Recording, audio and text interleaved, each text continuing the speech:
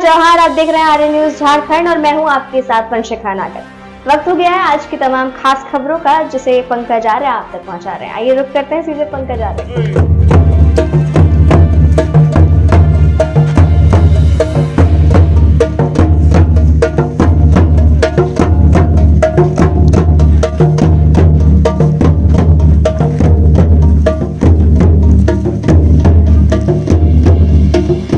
नमस्कार, जोहार। मैं पंकज आर्य फिर एक बार आप लोगों के साथ रूबरू हो रहा हूँ।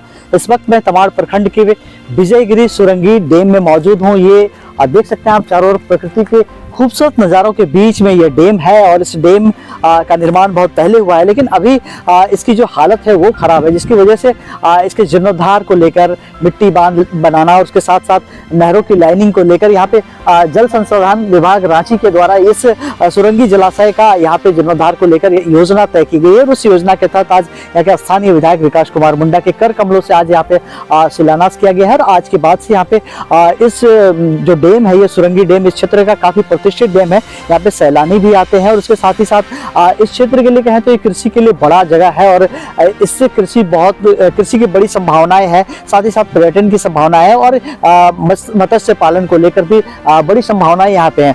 उसको देखा जाए तो उस स्थिति में यहाँ पे आज जो ये शिलान्यास किया गया है और इसका जीर्णोद्धार को लेकर एक बड़ी योजना जो है, करोड़ों के लागत की ये इस योजना का शिलान्यास किया गया। तो उसको लेकर सुरंगी जलाशय को हम लोग जल्द ही देखेंगे एक नए रूप में, एक अच्छे रूप में। और एक तरह से कहें तो यहाँ के कृषकों के, यहाँ के विस्थापित लोगों की भी मांगे यहाँ पर है और विस्थापित लोग काफी दंश झेल रहे हैं। उसको लेकर भी यहाँ पर अभी स्थानीय विधायक के सामने ही यहाँ पर सभा था, उस सभा में लोगों ने मामला को उठाया। तो तमाम बातों को लेकर विधायक ने खुद ही कहा है कि किस तरह से विस्थापित इस क्षेत्र के लोग हैं, तमाम लोगों की बातें सुनी जाएंगी और साथ ही साथ वो जो दंश झेल रहे हैं उसको कम करने की कोशिश की जाएगी, सरकार के सामने बात रखी जाएगी। साथ ही साथ यहाँ पे राज्य स्तरीय पर्यटन स्थल इसको बनाने को लेकर भी विधायक ने बातें कही है। तो सीधे तौर पर हम लोग विधायक से जुड़ेंगे और इस कार्यक्रम से जुड़ेंगे। बने रहिए आप आर्य न्यूज झारखंड। तमाम खबरों के लिए मैं पंकज आर्य आपको रिपोर्टिंग दे रहा हूँ विजयगिरी के सुरंगी डैम से।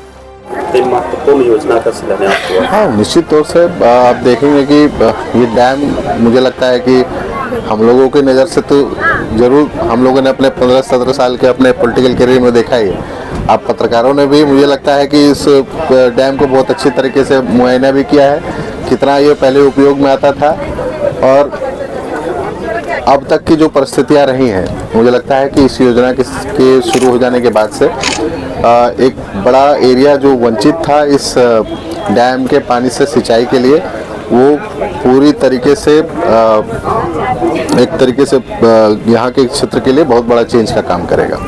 पर्यटन स्थल के रूप में इसको किया जाए। निश्चित नहीं, मैंने इसके बारे में पहले ही बता देता हूँ। इसके विभाग को मैंने सूचीबद्ध करने के लिए पहले ही इसकी अनुशंसा मैंने भेजी हुई है। हमको लगता है कि जिला स्तर पे एक समीक्षा होती है, डीसी उसके अध्यक्ष होते हैं, हम एक बार बात भी करते हैं और फिर से डीसी साहब को प्रेषित भी करते हैं कि भाई आप एक बार समीक्षा, आप लोग पर्यटन जो जोड़ने की जो प्रक्रिया को लेकर के एक जो उनका कमेटी है, उस कमेटी की बैठक करके इसको, इस डैम को भी आप लोग पर्यटन क्षेत्र घोषित करने की प्रक्रिया को आगे बढ़े। विस्थापन की भी बात आ रही थी। हाँ, निश्चित तौर से विस्थापितों के विषय पर भी बात आया, तो हमने कहा है कि विभाग अपना जो रिकॉर्ड है उसको निकाल ले और रिकॉर्ड को पूरे तरीके से क्लियर करके एक बार हम लोग बैठे और बैठ करके फिर हम लोग सरकार से बात करेंगे इस विषय पर।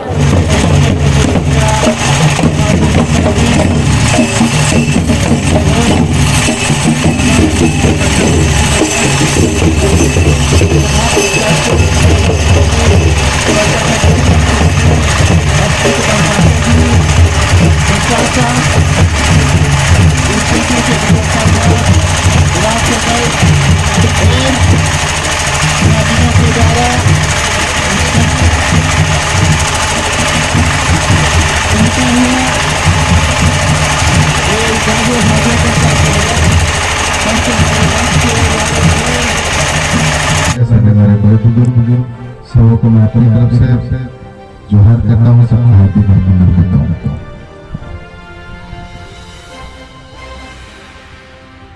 इस डैम का जब भी निर्माण हुआ और उस निर्माण कार्य प्रारंभ होने के से लेकर के अब तक का जो पूरा कहानी रहा है, तो मुझे लगता है कि किसी से कुछ छिपा हुआ नहीं है। मेरा जब से पहली बार हम यहाँ पर पैर रखे थे तो हमको जब से याद है तब से उसी हालत में इस डैम को हम लोग देखते हैं। और जब हम लोग पूछते थे कि डैम तो यहाँ बहुत खूबसूरत बना हुआ है लेकिन इसका पानी का उपयोग हम लोग कितना कर पाते हैं, तो ये देखने को मिलता था कि इसका पानी का उपयोग बहुत ही नगण्य मात्रा ही हो पाता था। और पानी का उपयोग के साथ साथ पानी का जो सीपेज होने के कारण से जो बर्बादी होता था जिसका हिसाब नहीं। लेकिन इसी चीज को ध्यान में रखते हुए हम लोग ये प्लान करके भी चले थे कि इस डैम के पानी का हम लोग पूरा उपयोग करेंगे। और वो सपना मुझे लगता है शिलान्यास के उपरांत ये सपना भी आप लोग का बहुत जल्द पूरा हो जाएगा।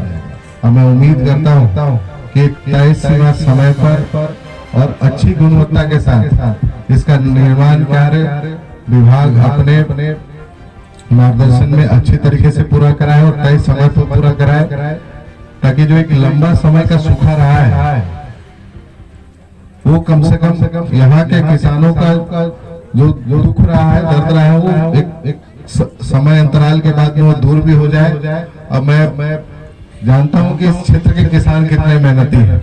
ये किसी को बोलने और बताने की बात नहीं। आज मुझे लगता है कि टमाटर और खीरा तो भुयाडी बाजार में नजर आता है, लेकिन उतना टमाटर और खीरा निकलता कहाँ है? यही हम लोगों के आसपास का पूरा क्षेत्र यही उत्पादन करता है।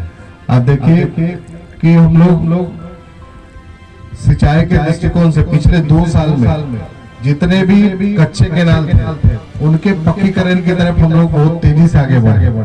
चाहे वो काची नहर सिंचाई परियोजना की बात हो, चाहे आज के दिन में जिस योजना का हम लोग शिलान्यास कर रहे हैं वो है, और इससे कुछ दिन पूर्व पहले ही एक जो ब्रांच केनाल वगैरह भी जो हम लोग का रहता है उसका भी लगातार हम लोग शिलान्यास कर रहे हैं। आप उम्मीद रखिए कि हम लोगों की प्राथमिकता में किसान सबसे पहले है, उसको समृद्ध बनाना, उनको आगे लेके जाना, ये हमारी प्राथमिकता में हमेशा ही उस समय भी पहले था, आज भी पहला, और आने वाले समय में भी किसान हमारी प्राथमिकता में सबसे पहला सूची में रहे। इसलिए निश्चित रहिए आपके डेवलपमेंट के लिए, आपको आगे ले जाने के लिए मेरे साथ साथ में पूरा सरकार आपके बारे में सोच रहा है। आपको किस तरीके से हम लोग बेहतर बनाए उसके बारे में सरकार प्लान कर रही है। उसके साथ साथ में आप लोग देखिए कि अभी इस 1 साल के अंदर में हम लोग आपके सिर्फ परांगा पंचायत में बहुत सारी योजनाओं को हम लोग छोटा बड़ा बहुत सारी योजना इस पंचायत के लिए आप लोगों को दी है।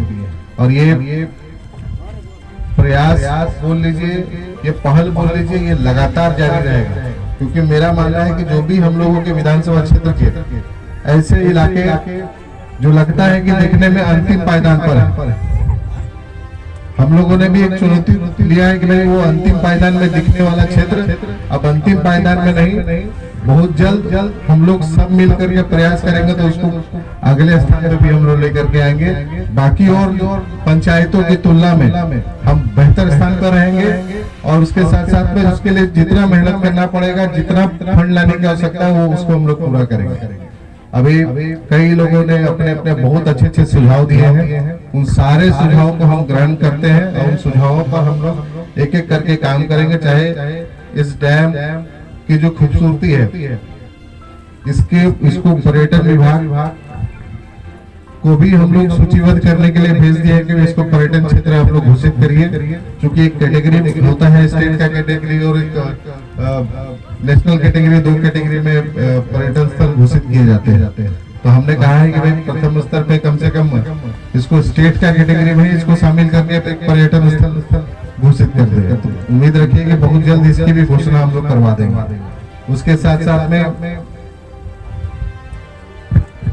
मुख्य रूप से जो विस्थापितों के विषय में जो बात कही गई है, मैंने अभी भी हम लोगों के एग्जीक्यूटिव इंजीनियर से हमने कहा कि भाई आप उसकी कम से कम एक आंकड़ा जो है सबसे पहले निकालिए। अब पूर्व में जो भी चीजें हुई हैं उन प्रक्रियाओं को देखते हुए पुराने डॉक्यूमेंट भी एक बार आप लोग खंगालने का कोशिश करिए, ताकि अगर हमारे पास कंप्लीट सूची आ जाता है तो फिर हम उसी को लेकर के फिर सरकार के पास में डिमांड करेंगे कि भाई इतने लोग थे, उनको क्या मिला नहीं मिला, उसका पूरा आकलन करते हुए सरकार के पास में एक पूरा रिपोर्ट लेकर के हम लोग उनकी एक डिमांड कर सकते हैं कि भाई जो वर्तमान समय में जो नीतियां हैं उस समय क्या हुआ उसको तो लेकर के हम आज के दिन में कुछ नहीं कर सकते हैं, लेकिन आज हम क्या कर सकते हैं, निश्चित तौर पे इस पे काम किया जा सकता है। तो मेरा आग्रह रहेगा कि उस डाटा को आप लोग पूरा निकालिए और ये भी देख लीजिए कि उसमें मुआवजा वगैरह मिला था नहीं मिला था, इसकी पूरी आप लोग बना लीजिए। उसके बाद में एक बार हमको सूचित करिए ताकि फिर ऊपर हम लोग सब मिलकर के बात करें।